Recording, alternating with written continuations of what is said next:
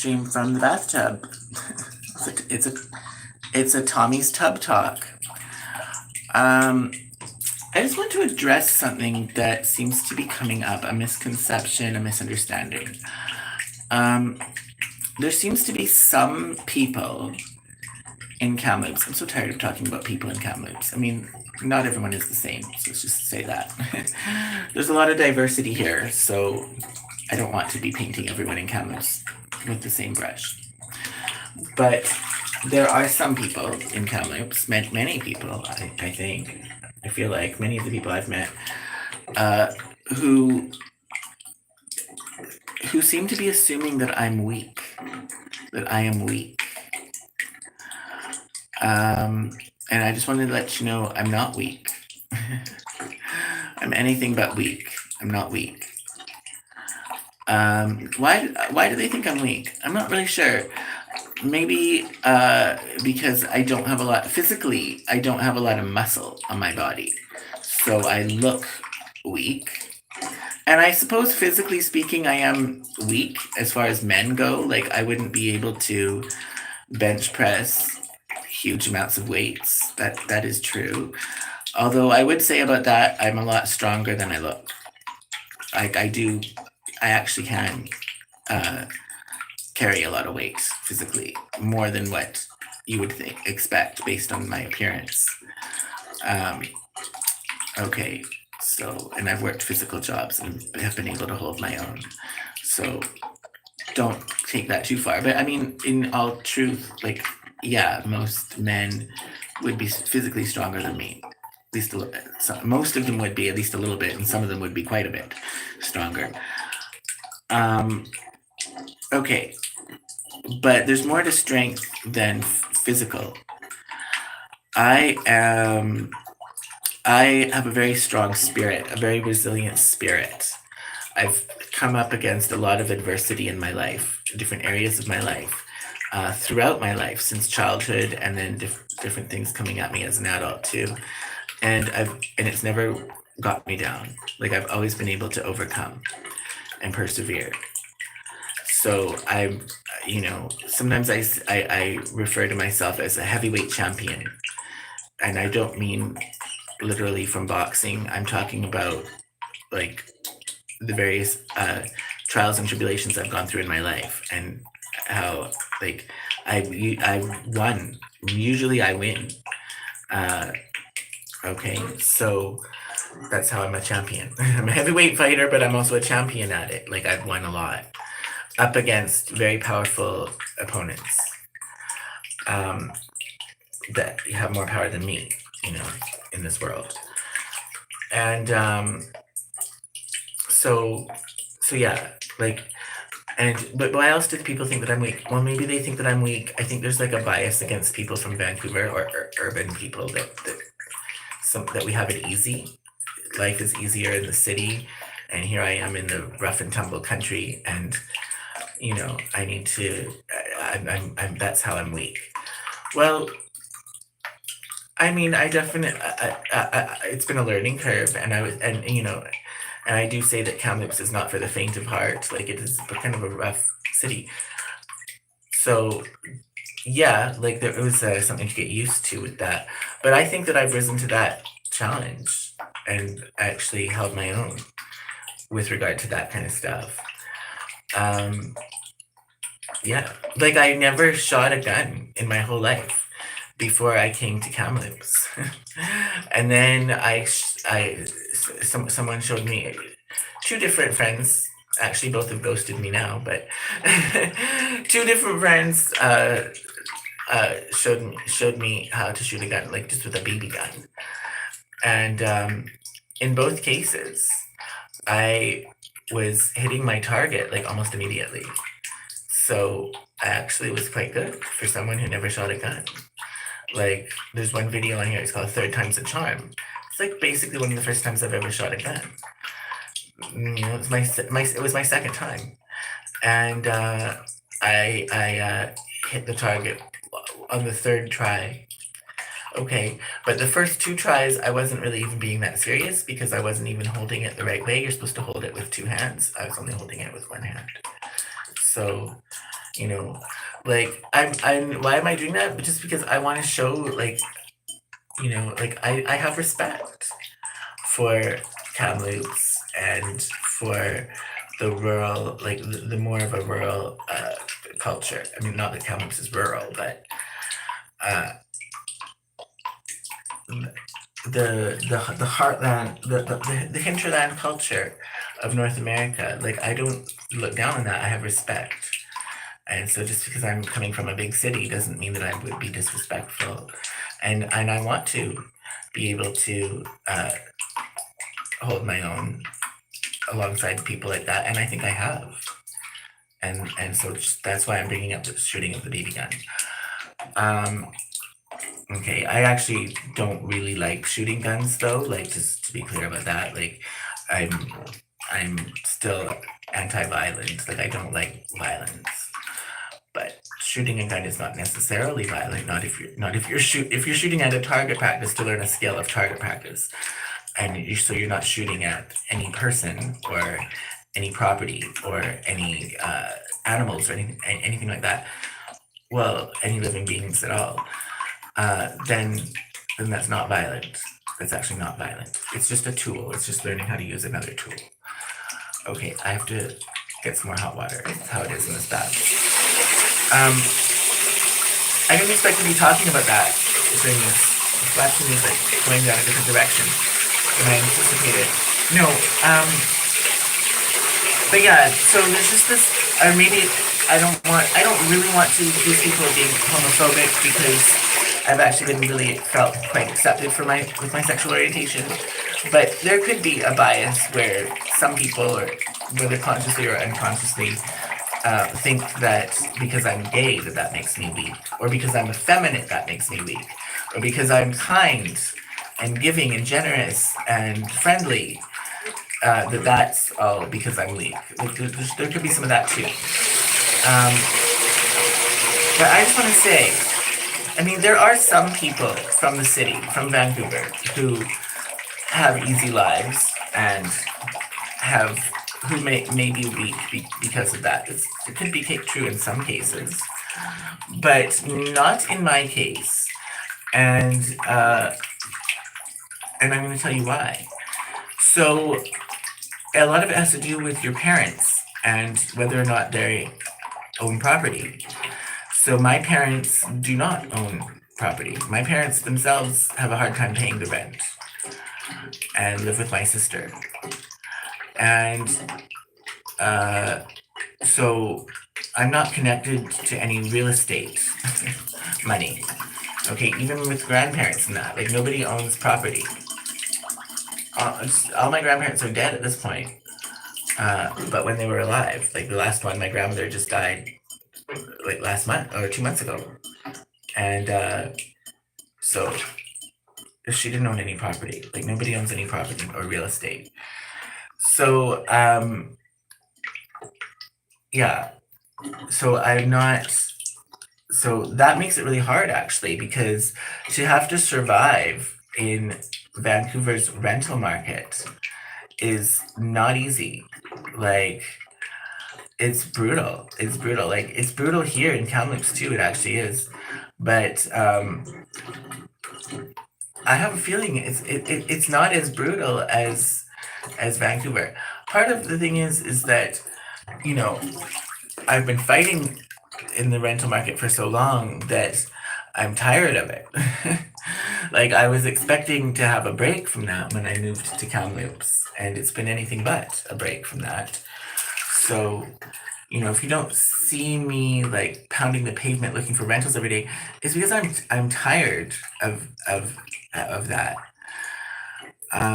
But don't think that I'm not capable and that I'm not strong, and that I won't rise to the challenge if need be. Like, yeah, like the fact is that I have been living on my own. I moved up from my parents' rental in when I was 19, in with roommates, and I've been living on my own that whole time until like now. Like I've always been living on my own. this whole time. I'm now almost 45. So from 19 to 45, and God willing, the years after that as well, as long as I'm alive. Like, I'm not living with my parents. I haven't been all this time, and so I've been renting this whole time. And I've been in all sorts of crazy situations with that. Like, I've been renovicted, where the entire building, uh, an entire apartment building with 9 stories tall, like a lot of units, everybody is getting evicted, and it's happening right at Christmas time. Had to be out by New Year's Eve, and I fought that in the residential tenancy branch legally. When I'm talking about fighting, I'm talking about legally. I'm nonviolent. So I fought that uh, on behalf of half the other tenants in the building, who it became a group case because we were all being evicted, right? So I'm literally going door to door and getting people to sign up and join my case, and that that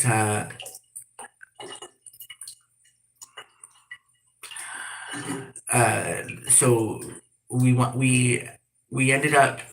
I mean, I think the landlord was over the barrel, and we ended up settling with the landlord, and he agreed to let us stay there longer, and also to give us money.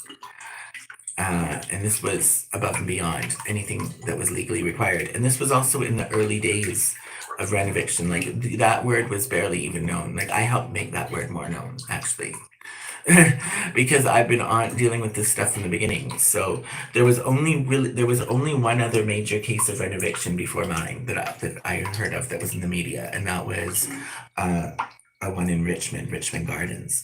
Whereas now, like, if this was happening now or even a few years ago, there would be many examples to draw on. You like, it wouldn't be like such a new thing. Like, so when it was happening to us, these tenants, um, in this building I'm talking about, this was in New Westminster. Also, I think it was the first time it happened in New Westminster. So it was kind of like uncharted territory in a lot of ways. And so I did that. I remember, I mean, it was a big process, and like putting flyers under people's doors to get them to join the case. Still, half the tenants did not did not join the case because they were scared, they were intimidated, whatever it was, and they ended up getting the same settlement that we got. But it was me who spearheaded it and who fought for it, and then it backed up by half the tenants. Those people were just scared and intimidated. But it goes to show they almost lost out for not joining me. But that would have looked so terrible on the landlord. So he basically did it to avoid being shamed. But that's not the only time. Like, it's been a constant battle for housing. Like, so also the next one of the next yeah, it was the next place that I lived in after that, was had all sorts of physical defects. Another large apartment building that the heat and the hot water would not work for months at a time during the winter, and the boiler room actually caught fire, and then nobody knew because the fire alarms weren't working. Like, this place was not being adequately maintained at all, and it'd been going on for years. Like, I was relatively new to the building, but the other tenants told me that the heat and hot water goes out every winter. It's just part of life there. Like, it's been going on for years. So I was part of a group dispute at the residential tenancy branch for that, and we ended up getting money. I mean, it was all about money in that case, because the rent that we paid in our rental agreements, it was supposed to include heat. It was part of the rent that we were paying, was to pay for heat, and we weren't getting it. And so we all got refunds on our rent back months, and me, and as well as the other tenants who joined my case. In that example, it was literally only a handful of tenants. Most of the building did not join my case, and they were invited to as well, and didn't do it.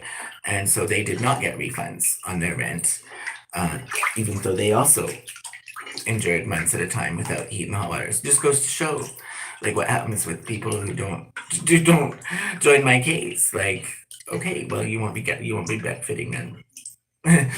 So yeah, and what else? Like, there's that, I mean, there's other examples too, like just so many different places where I've lived. Like there's all sorts of problems. Like, those are like dedicated rental buildings that I'm talking about. Then living in like condo strata buildings, it's like a whole other, it's a whole other beast, but still problems in those kinds of buildings too. Um, like with so, and I've fought back against those. You know, it was at the beginning of this pandemic that well, the COVID-19 pandemic. So at the beginning of it, so going well, beginning of it being known where people were taking precautions. So this was in 2020, and that our landlord had a real estate agent who was saying that if we did not agree, he had a form for us to sign, me and my husband, that we were agreeing to terminate our tenancy and move out by a certain date. Um, and that if we did not sign this, you know, basically signing away our rights as renters in the unit, if we did not sign this, then they would be making our lives a living hell with having open houses to sell the unit like almost like every day. And legally, we would not be allowed to reject that the open houses. So, but the thing is, me and my husband were basically, I believe, recovering from COVID. Like, so for people to be coming in, like in an open house, like, I mean, not only would they be risking our health and inconveniencing us, they'd be risking their own health. And unbeknownst to them, though. And so I was just doing everything I could because, you know, I've got a master's degree and I was leaning on my contacts in academia and just everywhere that I could, media as well.